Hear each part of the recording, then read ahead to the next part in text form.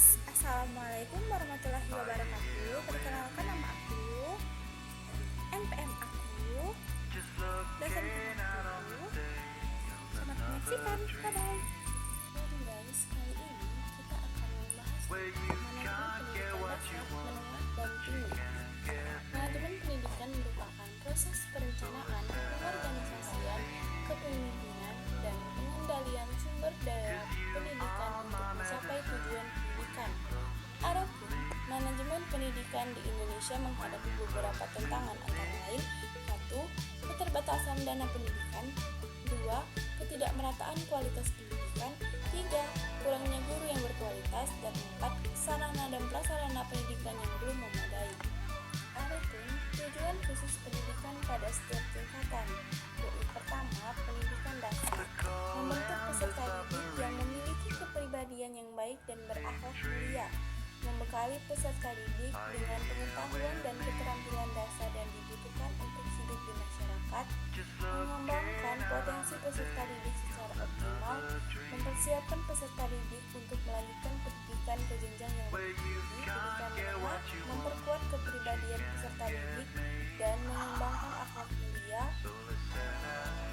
membekali peserta didik dengan pengetahuan dan keterampilan yang lebih luas dan mendalam, mengembangkan bakat dan minat peserta bakat, mempersiapkan peserta didik untuk memasuki dunia kerja atau melanjutkan pendidikan ke jenjang yang lebih tinggi. Dan yang terakhir, pendidikan tinggi membentuk insan yang cerdas, terampil dan berkarakter, mengembangkan ilmu pengetahuan, teknologi dan seni, menyiapkan sumber daya manusia yang unggul untuk pembangunan bangsa dan melakukan pengabdian kepada masyarakat. Dan terdapat beberapa peluang untuk meningkatkan manajemen pendidikan di Indonesia, antara lain 1. Peningkatan anggaran pendidikan 2. Desentralisasi pendidikan 3. Pemanfaatan teknologi informasi dan komunikasi dan 4. Kerjasama antara pemerintah, swasta, dan masyarakat. Adapun manfaat manajemen pendidikan di berbagai tingkatan. Manajemen pendidikan memiliki peran penting dalam memastikan kelancaran dan efektivitas proses belajar mengajar di semua tingkatan pendidikan, mulai dari dasar, menengah, hingga tinggi. Berikut beberapa manfaatnya. Manfaat manajemen pendidikan dasar yaitu meningkatkan mutu pembelajaran. Manajemen yang baik membantu menciptakan lingkungan belajar yang kondusif dan terarah sehingga peserta didik dapat fokus dan menyerap materi dengan lebih optimal. Mengembangkan potensi peserta didik.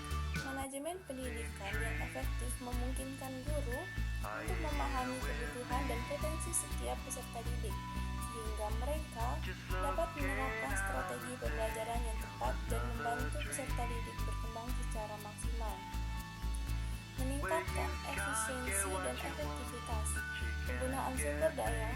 Manajemen yang baik membantu mengoptimalkan penggunaan sumber daya yang terbatas seperti dana, sarana prasarana, dan waktu, sehingga dapat menghasilkan output yang lebih optimal.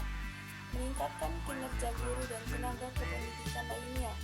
Manajemen yang baik menyediakan sistem dan program pengembangan profesional bagi guru dan tenaga kependidikan lainnya, sehingga mereka dapat meningkatkan kompetensi dan kinerjanya dan menciptakan hubungan yang baik antara sekolah, orang tua, dan masyarakat.